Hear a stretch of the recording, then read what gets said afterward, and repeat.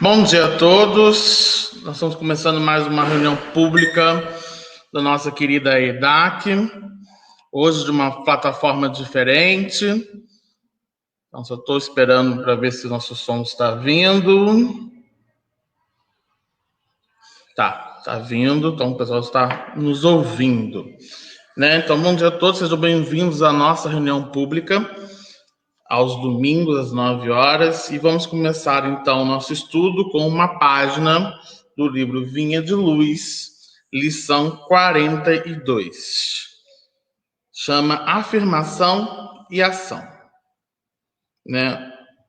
E a lição do Evangelho de João, capítulo 4, versículo 34, diz: Disse-lhes Jesus: A minha comida é fazer eu a vontade daquele que me enviou a cumprir a sua obra. João, capítulo 4, versículo 34. Aqui e ali encontramos crentes do Evangelho invariavelmente prontos a alegar a boa intenção de satisfazer os ditames celestiais. Entregam-se alguns à ociosidade e ao desânimo, e com manifesto desrespeito às sagradas noções da fé, asseguram ao amigo ou ao vizinho que vivem atendendo às determinações do Todo-Poderoso. Não são poucos os que não preveem nem providenciem a tempo, e quando tudo desaba, quando as forças interiores triunfam, eis que, em lágrimas, declaram que foram obedecidas às ordens do Altíssimo.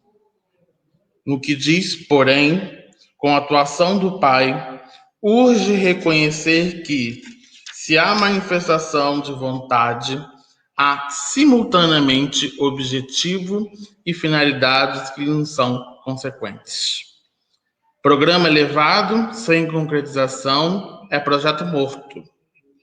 Deus não expressaria propósitos a esmo. Em razão disso, afirmou Jesus que vinha ao mundo fazer a vontade do Pai e cumprir-lhe a obra. Segundo observamos, não se reportava somente ao desejo paternal, mas igualmente à execução que lhe dizia respeito. Não é razoável permanecer o homem em referências infindáveis aos desígnios do alto, quando não cogita de materializar a própria tarefa. O pai, naturalmente, guarda planos indevassáveis acerca de cada filho.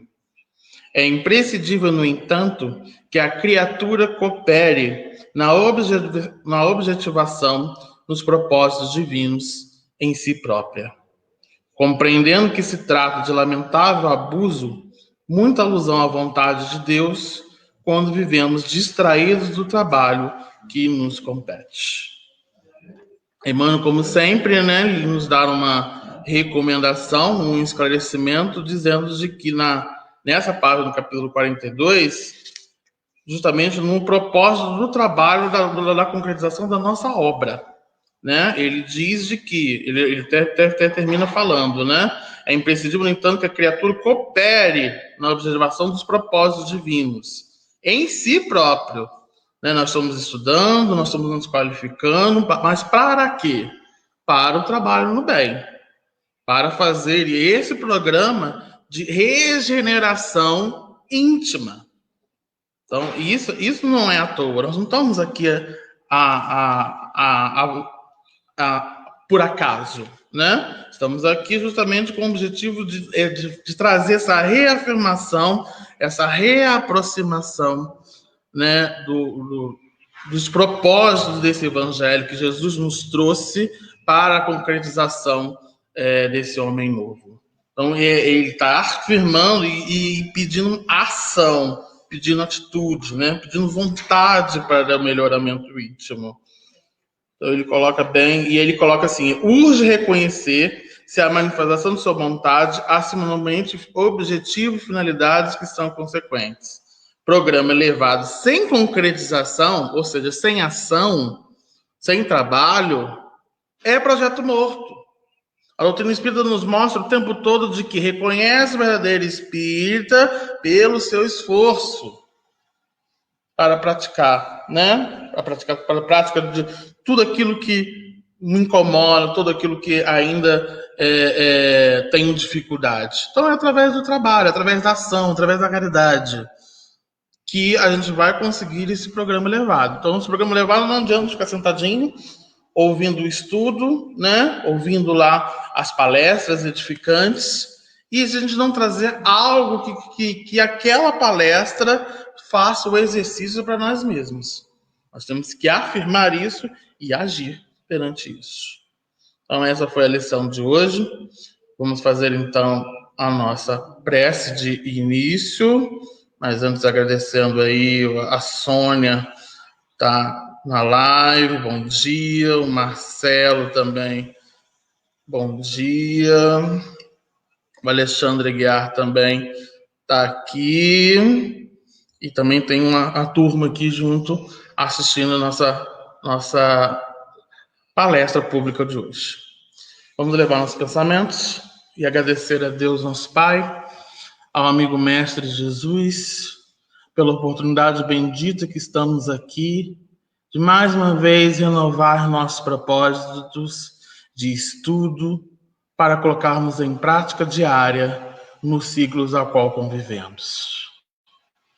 Que hoje, nosso irmão, que veio preparar esse estudo com muito carinho, possamos nos atentar às suas palavras, ao seu estudo, que os seus mentores lhe guiem, lhe mostrem a essência desse evangelho, para que a gente possa colocar em prática e adubar todo esse conhecimento para uma colheita cada vez mais fecunda, envolvendo a regeneração do nosso planeta. Que possamos vibrar para todo o universo que está passando por essa enfermidade e que essas vibrações possam respingar, possam chegar a todas aquelas pessoas que estão passando por desafios, sofrimentos, e que eles possam continuar o seu tratado, o seu objetivo de cabeça erguida e também trabalhando na renovação para o bem. Que o Senhor abençoe nossos propósitos, hoje, agora e sempre, que assim seja.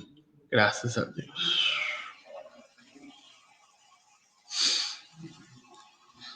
Como eu disse para vocês, hoje o nosso estudo está diferente. O Albucaci está lá na casa dele.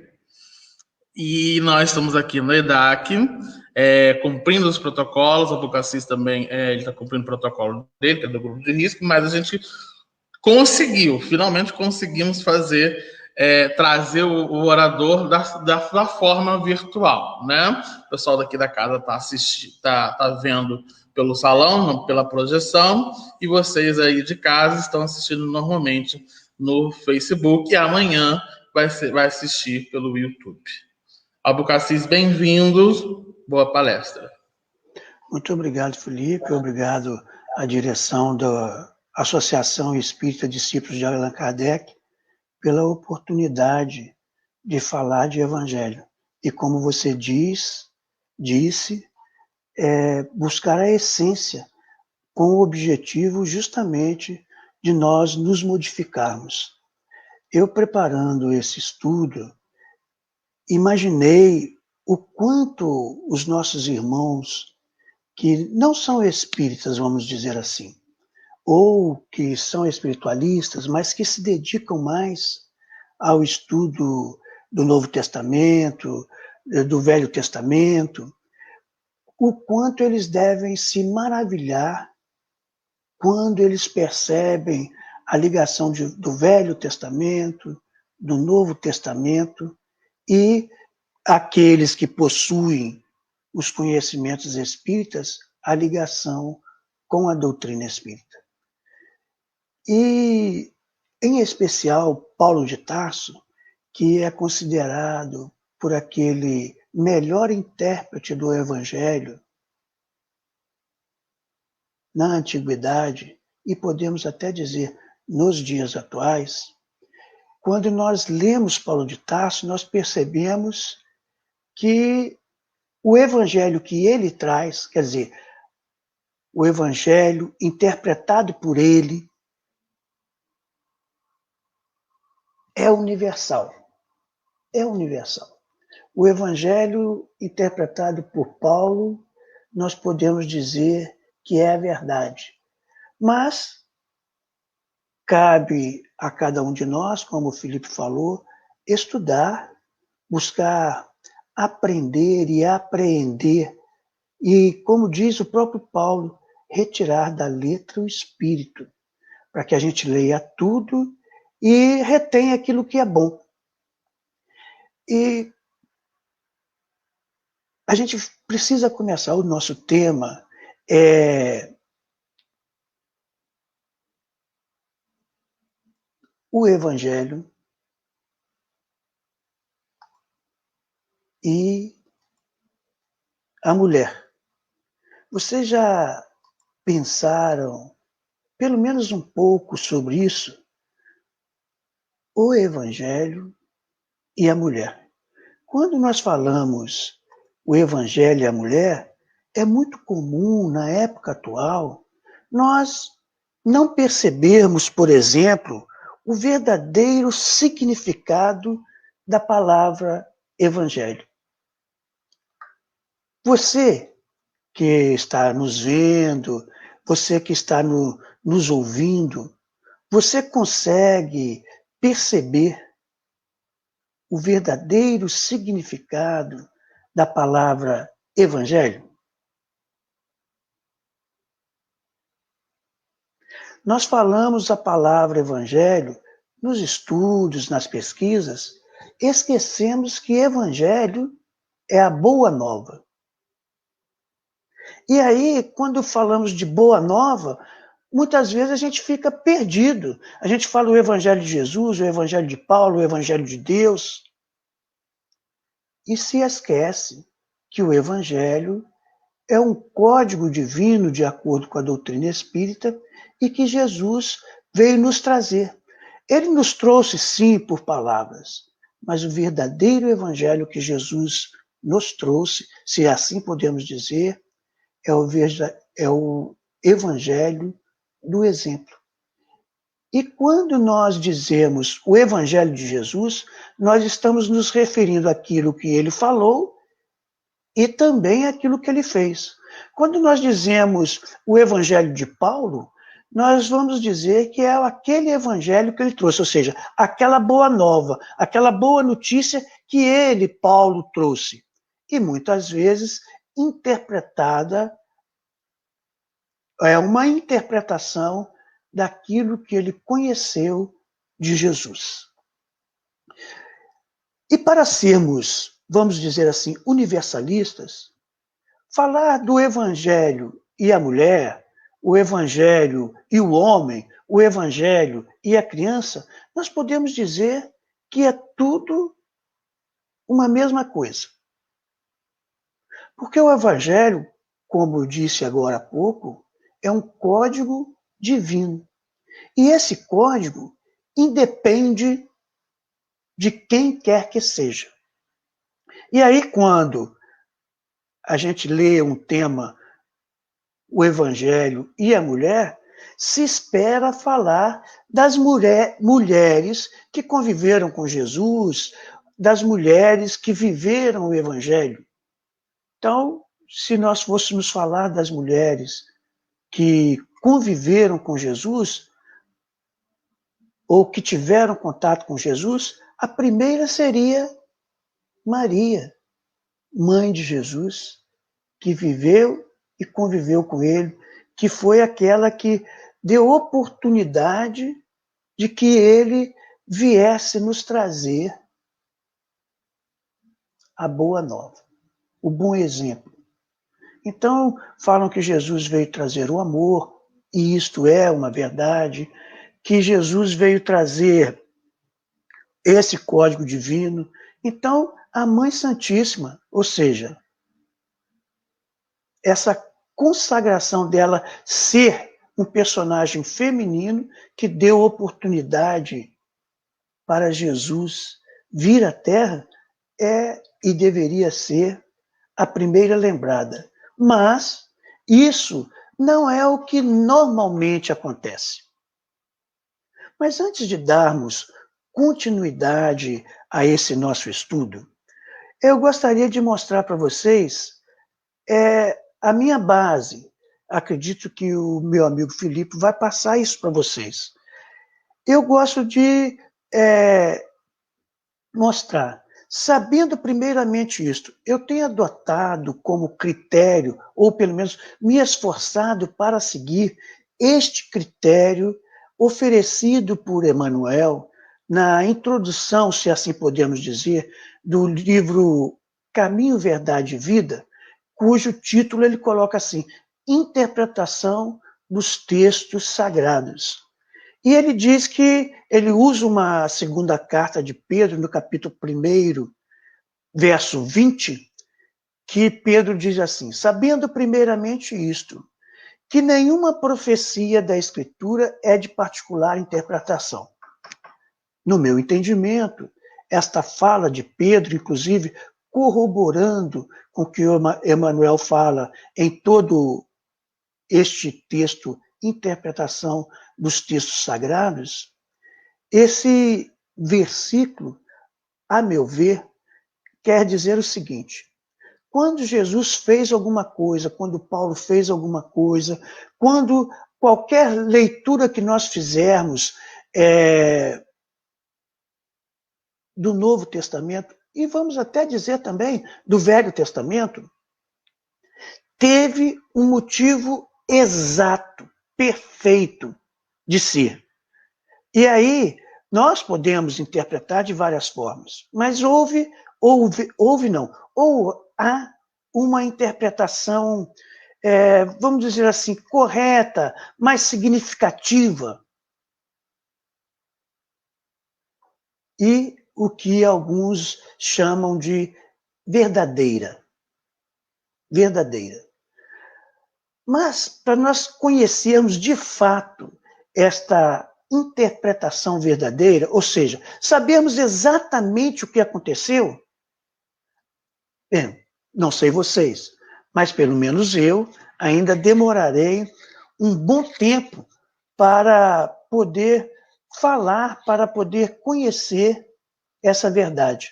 Talvez, ou melhor, com certeza, quando puro espírito eu for, quando estiver na categoria dos espíritos puros, provavelmente eu saberei exatamente por que cada coisa aconteceu.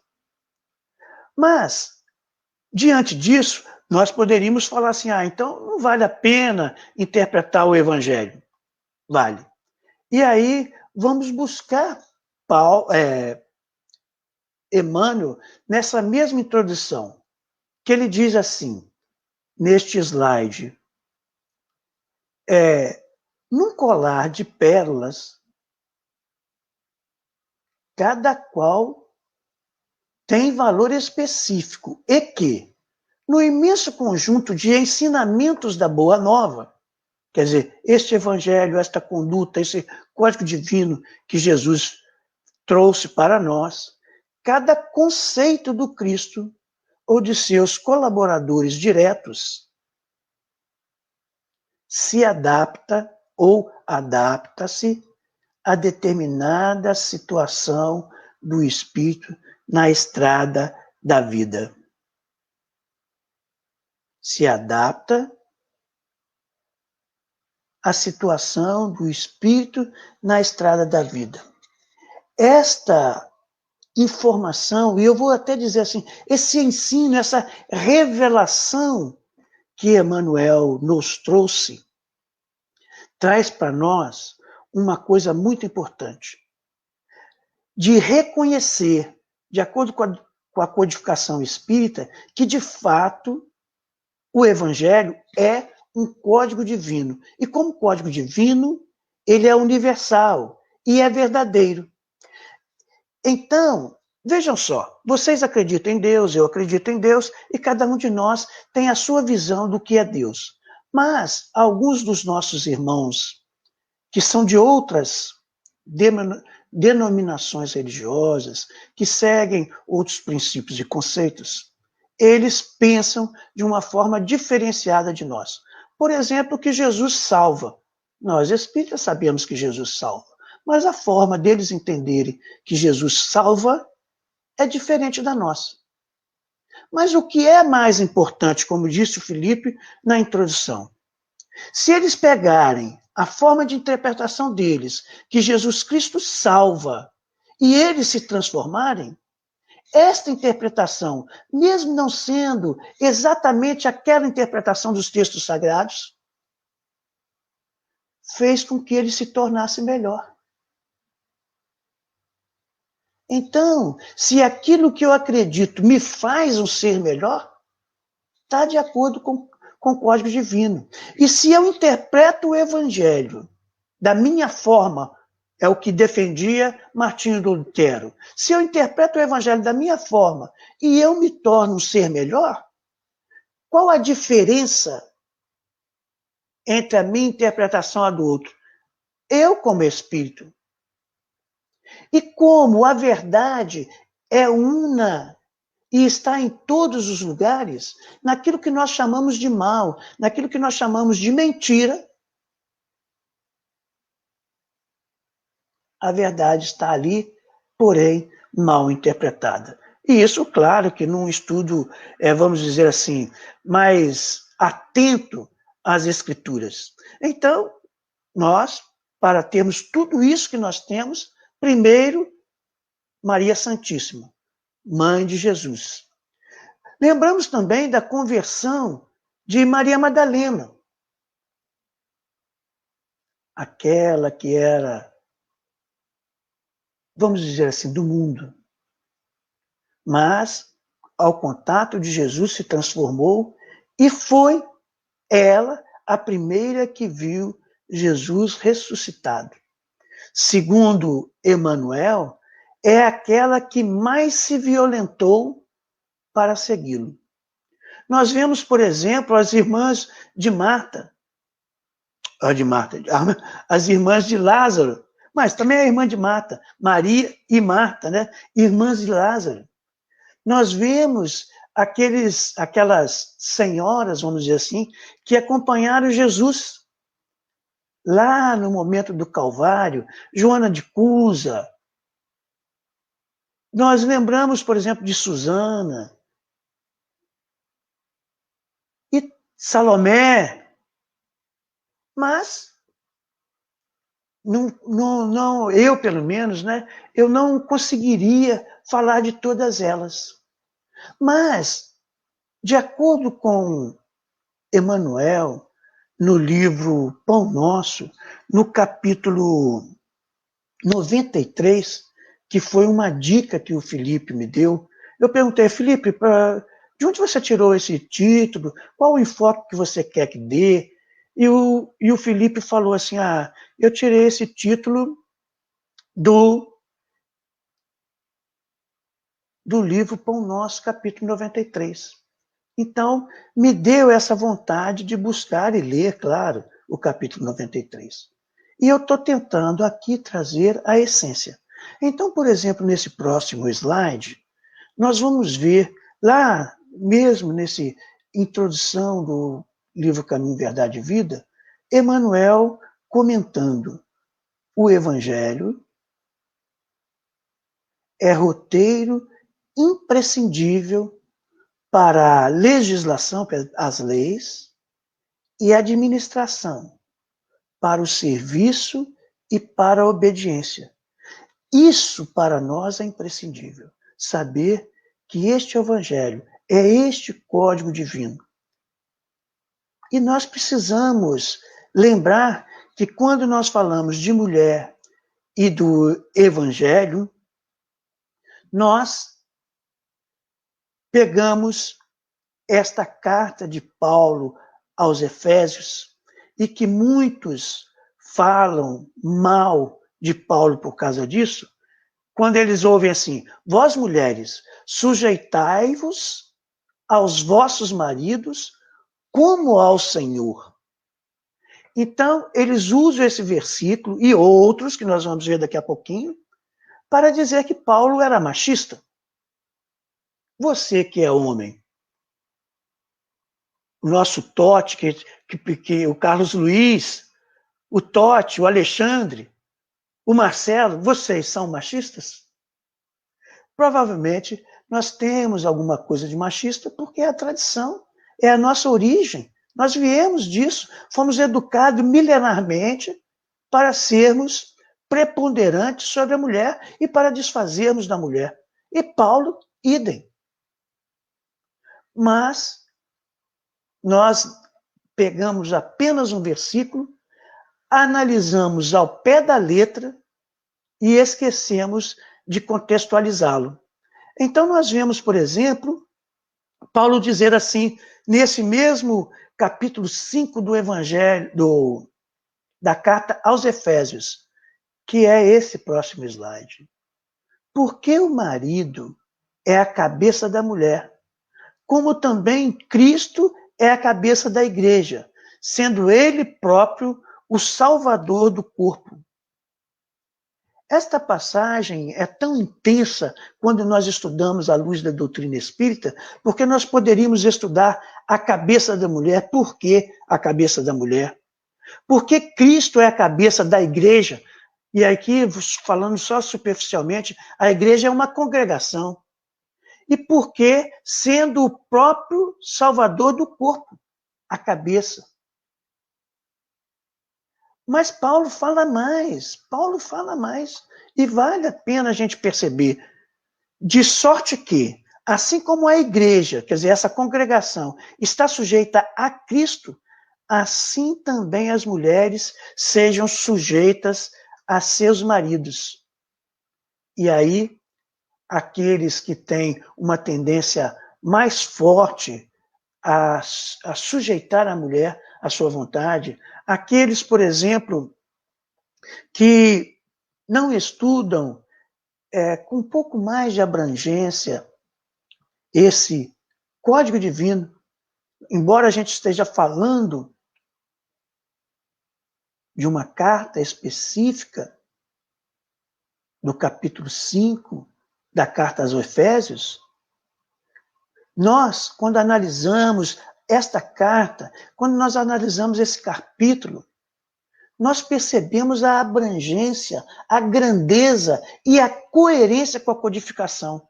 E, à luz da doutrina espírita, nós vemos que Paulo não é esse machista, como Emmanuel nos adverte, e que nós normalmente atribuímos a ele. Severo, às vezes, rígido, mas isso não quer dizer imprudente e nem mal. Aquele professor que cobra dos seus alunos, ou aquele mestre que cobra dos seus discípulos o empenho e que é rígido nisso, não significa que ele é mau. Vejam Deus. Deus cobra de nós, cobra, entre aspas, o nosso comportamento. Imaginamos que a vontade dele é que nós façamos tudo de acordo com as leis dele. Jesus, por exemplo, nos falou: seja perfeito como perfeito é o Pai que está nos céus. Quer mais do que isso? E Jesus era rígido, era firme. Mas era mau? Não. Aprendemos então, com essa leve cerebração, se assim podemos dizer, que precisamos estar mais atentos. Lembro agora, por exemplo, daquele exemplo do aluno que tira 10 em matemática, 10 em física, 10 em química, 10 em biologia e 6 em português. Chega com o boletim, apresenta o boletim para alguém, não vou dizer que é para os pais, mas para alguém. E este alguém, muito provavelmente como eu e como alguns outros, em vez de ver 4 10, falar: oh, que parabéns, você conseguiu tirar 4 notas excelentes. Zerou. Completou. Não. Nós vamos nos fixar no 6. Poxa, mas você tirou 6 em português? Então nós pegamos um erro ou um aparente erro e fazemos disso o tudo nosso. É só aquilo que nós conseguimos enxergar. Veja que ensinamento é este estudo que Paulo nos traz neste capítulo 5, 6, no 4, no 3, no 1. Ou seja, nessa carta a Efésios, que é uma carta diferente das outras. É uma carta que eles dizem que é uma carta circular. É uma carta que era para rodar todas as igrejas. E que o ensinamento de Paulo é completamente coerente com o Evangelho. Coerente com a doutrina espírita. Ou, se quiserem, a doutrina espírita é coerente com aquilo que Paulo diz, que é coerente com aquilo que Jesus ensinou. Vejamos, por exemplo, neste próximo slide. Assim devem os maridos amar as suas próprias mulheres como seus próprios corpos. Quem ama sua mulher, ama a si mesmo. Assim, devem os maridos amar as suas próprias mulheres como a seus próprios corpos. Quem ama a sua mulher, ama a si mesmo. É este versículo que Emmanuel usa para falar o evangelho e a mulher. Então, eles pegam esses versículos anteriores para dizer e apontar os dedos para Paulo, para justificarem os seus comportamentos, alegando que o seu comportamento está 100% de acordo com a Bíblia Sagrada ou com o Novo Testamento, lembrando que este equívoco de interpretação acontece também em todas as denominações, em todas as igrejas, em todos os lugares, também entre os espíritas. Se nós lembrarmos de Emmanuel, ou se quiserem, se nós lembrarmos da segunda epístola de Pedro, capítulo 1, versículo 20, que nenhuma interpretação das escrituras sagradas é de interpretação, nenhum conceito das escrituras sagradas é de interpretação, nenhuma profecia das escrituras sagradas é de interpretação particular. Então, nós precisamos aprender com a doutrina espírita que a verdade é relativa, que a verdade só é absoluta aquela que Deus conhece. Todos nós outros, mesmo quando puros espíritos formos, conheceremos a verdade relativa ao nosso grau evolutivo. E por esse motivo, não devemos criticar o outro e dizer que ele está errado. Não, ele está certo, ele está utilizando a liberdade de agir de acordo com a sua consciência, de acordo com a sua forma de entender. O mal, meus irmãos, o mal não existe. Aquilo que nós interpretamos como mal, na verdade, é o bem mal interpretado. O bem não interpretado adequadamente. Então, aquele que nos prejudica, que fala mal de nós, ele não é mal. E esta fala não é mal, é o bem nos fazendo compreender que devemos ser íntegros e não julgar. Compreender que quando formos ofendidos é porque o outro ou está nos vendo equivocadamente ou é um doente. Lembro há pouco, ontem estava conversando com a minha esposa, a Velúzia, e ela falando de um equívoco, que um vizinho chegou para outro e falou que um terceiro vizinho tinha denunciado as aos órgãos municipais. O vizinho que soube disso ficou furioso e encontrou com este que foi acusado e falou poucas e boas. O vizinho acusado ficou sem saber o que estava acontecendo, conversou com a esposa, até que descobriram que havia um equívoco. Como que esse equívoco foi descoberto? A esposa do vizinho acusado procurou aquele que destratou o seu marido e falou: vizinho, eu posso conversar com você? O vizinho que havia destratado o marido olhou-a, fulminou-a com um olhar que ela ignorou, e ele disse: posso ter sim, pode falar sim. E ela falou: o que está acontecendo? Eu não sei o que está acontecendo. Você destratou meu marido e nós não sabemos por quê. E ele, então, revelou: o fulano me falou isso, isso, isso, isso. E a vizinha, com calma, mostrou a ele: mas veja bem, se nós tivéssemos te acusado e te denunciado pelo que você fez, observe o estado que nós fizemos semelhante a você. Então, se nós estivéssemos denunciando você, estaríamos também nos denunciando. O vizinho que destratou o outro observou, ouviu e falou: olha, eu fiquei tão cego que eu não percebi isso.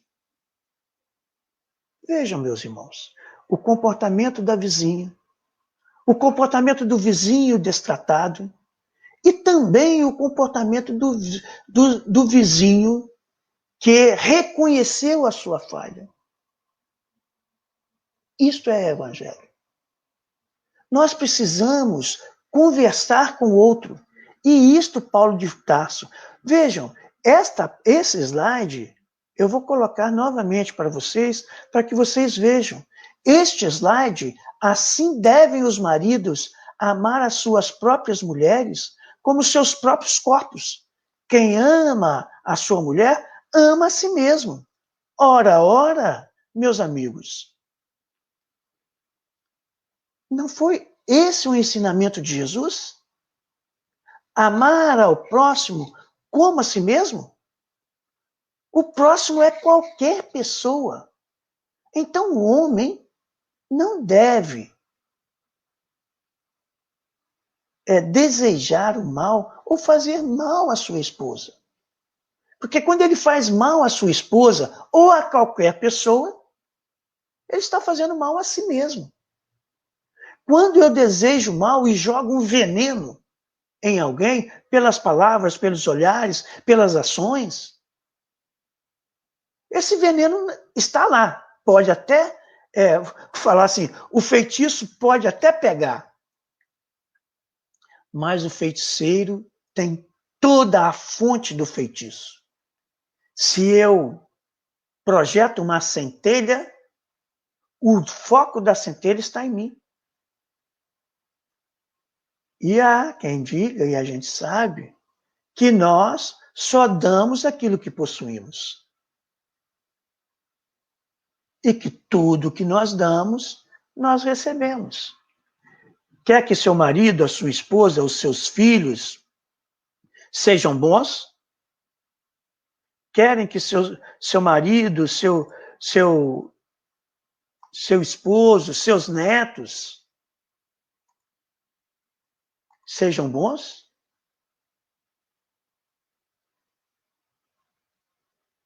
Então sejam bons para com eles. E é isto, exatamente isto, que Paulo de Tarso fala. Quando nós estudamos o Evangelho. Quando nós, em vez de ficarmos num versículo específico, nós folheamos um pouco mais, procuramos entender o texto, procuramos entender o contexto, procuramos tirar da letra o espírito. E isso é só para a mulher? Não. Vejam aqui no próximo slide. E assim vos rogo, isso é Paulo de Tarso, no capítulo 4, que antecede a esse capítulo 5, de onde foi tirado o versículo. O preso do Senhor, que andeis como é digno da vocação que fostes chamados. Nós fomos chamados para Deus. Nós fomos chamados para o Cristo. Não o Cristo pessoa, o Cristo homem, o Cristo... Não, o Espírito do Cristo. E não o espírito, ser inteligente, mas a ideia, o sentimento, a essência de viver o Evangelho. É assim que nós somos chamados, cada um de acordo com a nossa vocação, procurando guardar a unidade do Espírito no vínculo da paz. Unidade do Espírito no vínculo da paz. A unidade da doutrina no vínculo da paz. A unidade do Evangelho no vínculo da paz. De acordo com a vocação que nós temos. Isso é só para a mulher? De forma alguma. De forma alguma. Mas a mulher precisa seguir? Sim. Então não é porque é para todo mundo que alguém possa não seguir. Vejam, mas a graça foi dada a cada um de nós segundo a medida do Cristo.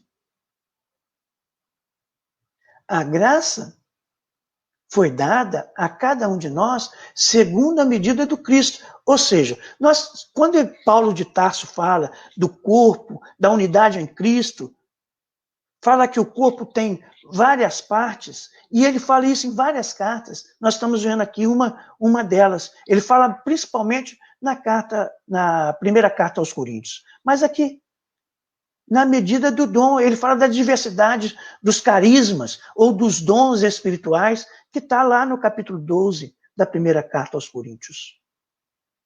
Mas é cada um de acordo com o nosso dom. E todo o nosso dom, segundo o próprio Paulo de Tarso, lá em Coríntios, e ele fala aqui também, é para edificar, exortar e consolar. Qualquer dom que nós temos, e aí vamos classificar dom como talentos, ou como habilidades, ou como capacidade. O dom de enxergar, de ouvir, de falar. Qualquer que seja esse dom, qualquer. Nós precisamos utilizar para a unidade do Espírito, para exortar, para estimular as pessoas, para edificar, quer dizer, para construir alguma coisa e não para destruir, e para consolar. E qual é o consolo que a doutrina espírita nos dá? E nos traz? É o esclarecimento. O esclarecimento de nós mesmos. Porque liberta as nossas consciências. Sabemos que somos autônomos, que devemos ser autônomos, devemos falar, pensar e agir coerentemente com nós mesmos e não com os outros. Existe uma linguagem popular, um dito popular, vamos dizer assim. Não devemos ser vacas de presépio. Tudo que o outro falar, nós concordamos. Seguir alguém sem saber para onde vai, como vai, por que vai, para que vai. E isto é perfeitamente de acordo com a doutrina espírita. O espírita sério é aquele que crê porque compreende, e compreende porque raciocina. e passa assim a ter a fé forte, a fé firme, a fé verdadeira, que impulsiona o progresso. E nós sabemos, até pelo próprio Emmanuel, que aqueles espíritos femininos, e vamos dizer, não é o espírito encarnado no corpo feminino, mas aquele espírito encarnado em qualquer corpo, de qualquer cor, de qualquer tamanho, de qualquer lugar. Aquele espírito que nós chamamos de personalidade feminina é aquele espírito mais suave, mais brando, mais pacífico, porque aqueles mais rudes, mais severos, que nós chamamos de personalidade feminina, masculina, nós, e eu me enquadro nisso, somos mais rudes, provavelmente mais atrasados. Se nós fizermos uma breve capitulação assim, procurando, sem interpretar, mas lembrar da serpente, de Adão, de Eva, nós podemos, talvez, numa analogia, numa comparação leiga daquele que não conhece nada, dizer que a serpente era aquele espírito mais inteligente, que a mulher, menos inteligente do que a serpente, mas também era um espírito mais inteligente do que o próprio Adão. Então Adão foi aquele que seguiu cegamente. Seguiu porque Eva mandou. Veja, nós não estamos falando aqui apenas da categoria masculina e feminina. Estamos falando de espíritos. Então é aquele espírito mais inocente, menos desenvolvido e que segue cegamente aquilo. A mulher, mais inteligente, mas por eu não sei que palavras usar, por ambição, por exemplo, ou por curiosidade, ela foi enganada, cedeu àquilo que nós chamamos, de acordo com a Bíblia, de tentação. Se nós quisermos fazer uma outra comparação, quando estudamos a questão da tentação, Emmanuel nos ensina que tentação, e eu não sei falar direito essa palavra, eu peço perdão para vocês, concupiscência. Ele diz que a concupiscência é aquilo que está dentro de nós. É aquela semente de algo que está dentro de nós. E a tentação é externa. Então, quando a tentação externa encontra reflexo em nós, e nós não dominamos, nós colocamos para fora, em forma de ações, palavras e pensamentos, aquilo que nós somos, ou seja, a concupiscência.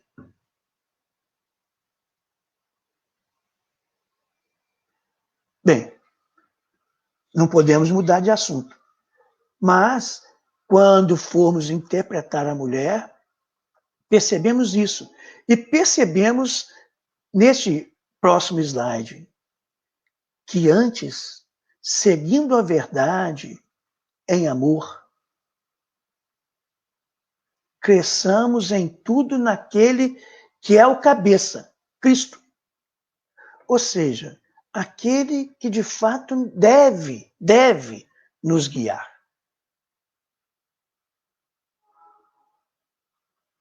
Que é o cérebro. Não vou dizer nem que comanda, mas que dá as ordens, quando compararmos com o nosso corpo. A cabeça, ou o cérebro, ou se quiserem, o espírito, é que direciona o corpo para aquilo que ele precisa. Vejam o que Paulo continua dizendo no capítulo 4, versículo 31. toda amargura e ira e cólera e gritaria e blasfêmias e toda a malícia sejam tiradas de entre vós.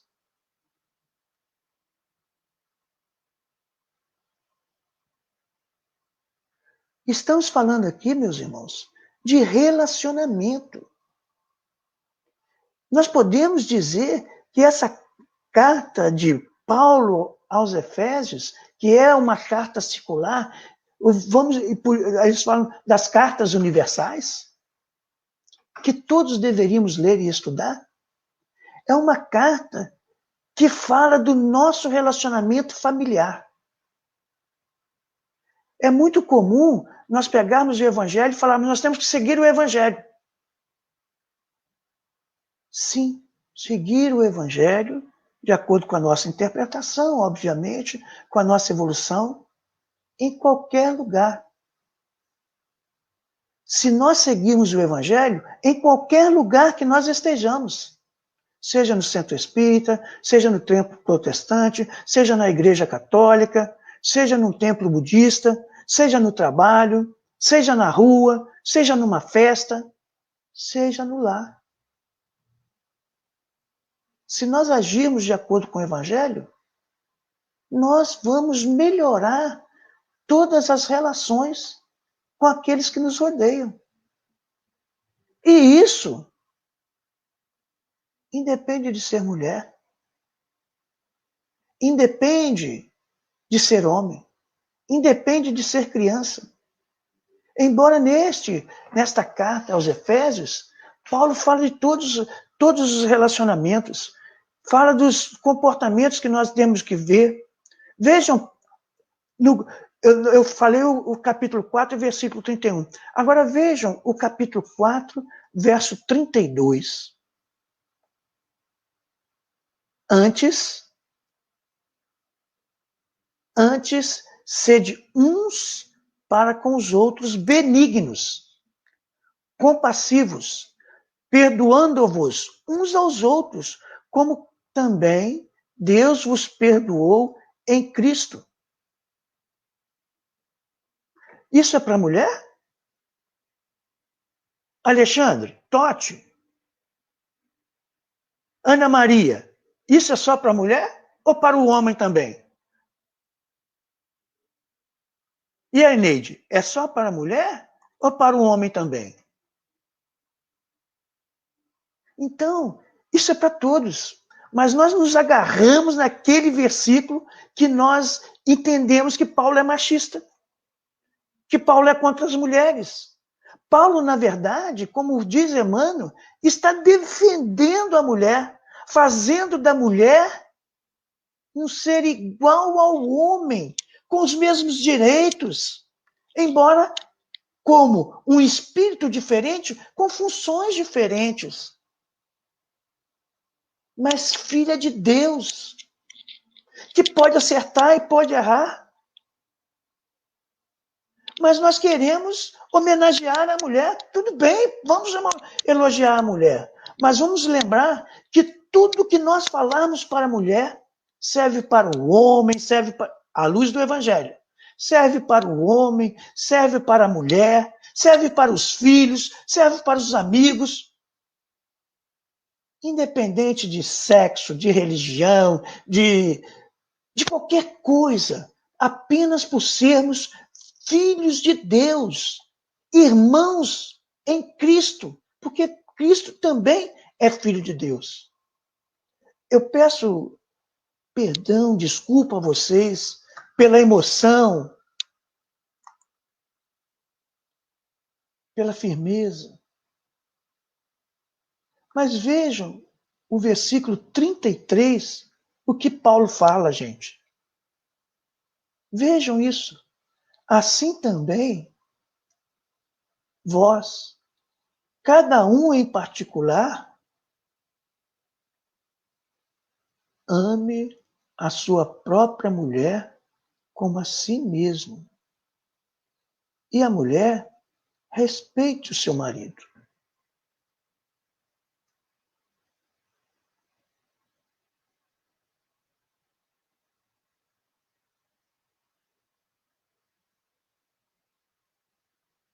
Se vocês olharem nesse versículo, sem muita reflexão, nós podemos dizer que o homem tem muito mais obrigação com a mulher do que ela com ele, porque para ela basta respeitá-lo.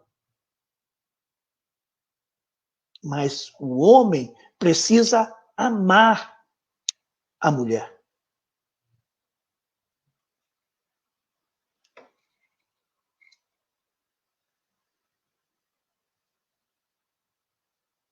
Será que nós amamos? O que nós amamos? Quem nós amamos?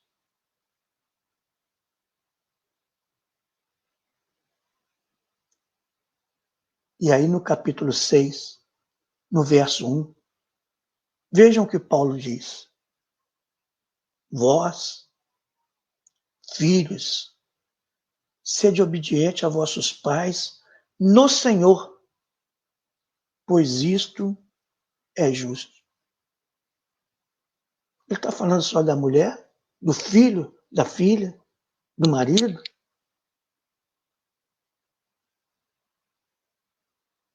Isso é ensinamento universal. É para todos. Servir no Senhor, como ele diz, é servir a todos.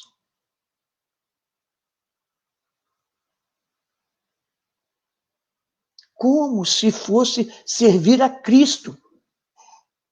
E vós, pais, não provoqueis a ira dos vossos filhos, mas criai-os na disciplina e instrução do Senhor. Não na letra, no espírito. A gente percebe que nós, mais jovens, quando tivemos filhos, muitas vezes nós provocamos a ira dos nossos filhos. Com algumas brincadeiras que os irritava. Você que é pai, que é mãe, talvez possa se lembrar dessas brincadeiras que para nós, inocentes, que achávamos uma gracinha, mas que para ele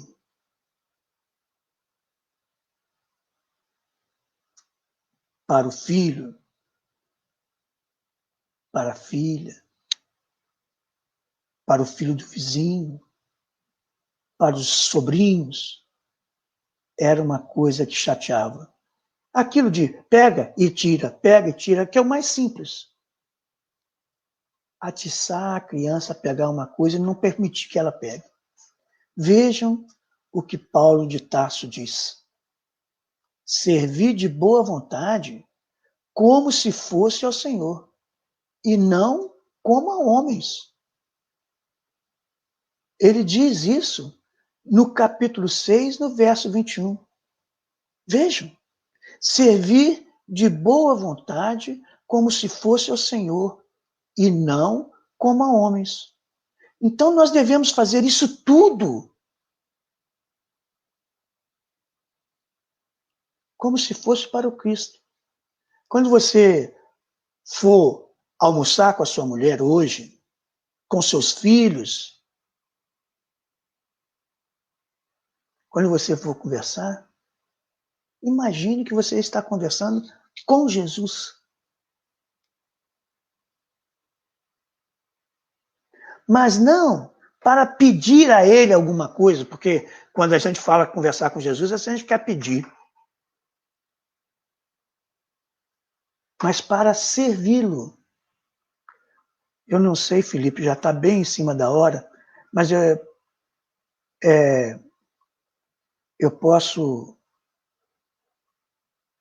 terminar aqui apenas com o último slide,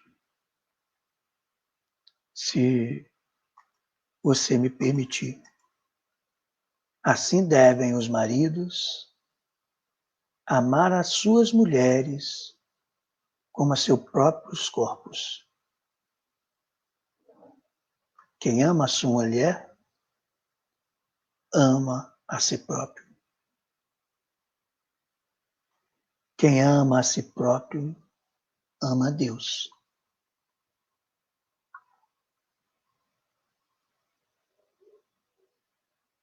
meus amigos, meus irmãos, eu agradeço a você que está aqui conosco, me ouvindo, Zilda Ferreira, Neide,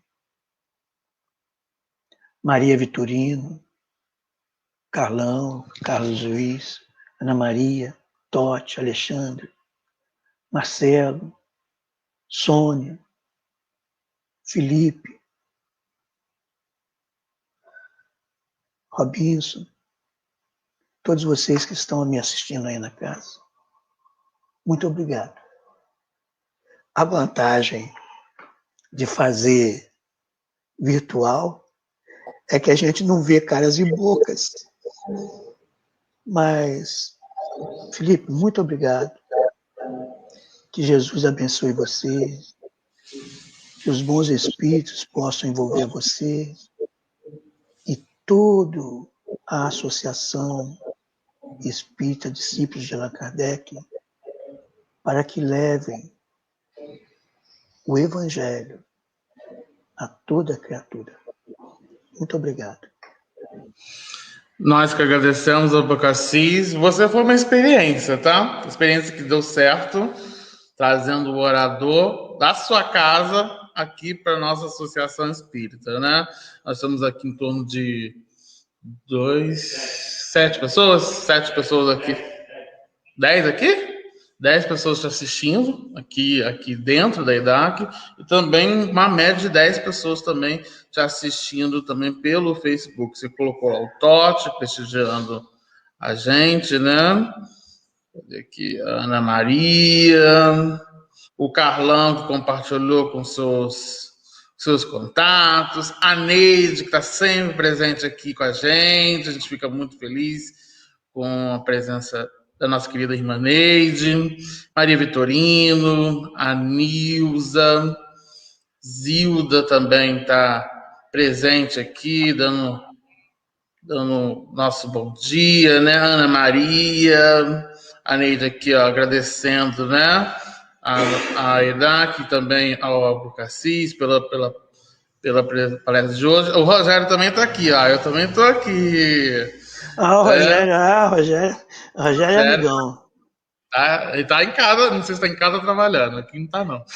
Porque às vezes o pessoal está assistindo, mas não interage no chat, então a gente não sabe, né? Muito bacana. Então, obrigado, Rogério. Fabiana Valério aí. Isso, a Fabiana chegou aí. Vamos encerrando então, só vou tirar o Abacassis aqui. Vamos lá. Então, a próxima palestra é na quarta-feira. Nós vamos começar agora a falar sobre as bem-aventuranças. Então, o Joãozinho vai vir aqui na quarta-feira para falar sobre bem-aventurados os pobres de espírito. E no próximo domingo vai ser o Anderson, com o tema bem-aventurados os mansos e pacíficos. Agradecemos a todo mundo que estava aqui presente, também vendo a telinha pequenininha, mas deu para ver, né? Deu para ouvir, o que é o principal, o Abacassis, e também agradecer a vocês que estão em casa, e lembrando que amanhã essa palestra ela vai direto para o YouTube também. Então, agradecemos a todos e vamos finalizar então com a nossa prece, agradecendo a Deus nosso Pai, ao amigo Mestre Jesus, falange amigo de Dr. Adolfo Bezerra de Menezes, nosso patrono espiritual, e toda a sua equipe. E agradecemos pela oportunidade que nós tivemos nessa manhã de escutar um pouco desse teu evangelho, um pouco dessa boa nova, dessa mensagem consoladora, para edificar em nossos corações e colocarmos em prática, difundirmos em prática no seio da família, da sociedade e do íntimo. Ampara todos os irmãos que estão em sofrimento, ampara todos os nossos irmãos que colaboram, que frequentam a nossa instituição, a nossa comunidade, a humanidade em si. E ampare também a todos que estão precisando dessas vibrações para que ela possa se multiplicar em forças para prosseguir com o seu propósito. Mais uma vez agradecemos por toda a oportunidade de serviço e por estarmos aqui sendo um instrumento desse teu evangelho difundido no coração de todos e colaborando com a regeneração do planeta. Que assim seja, graças a Deus. Vou encerrando aqui. E aquele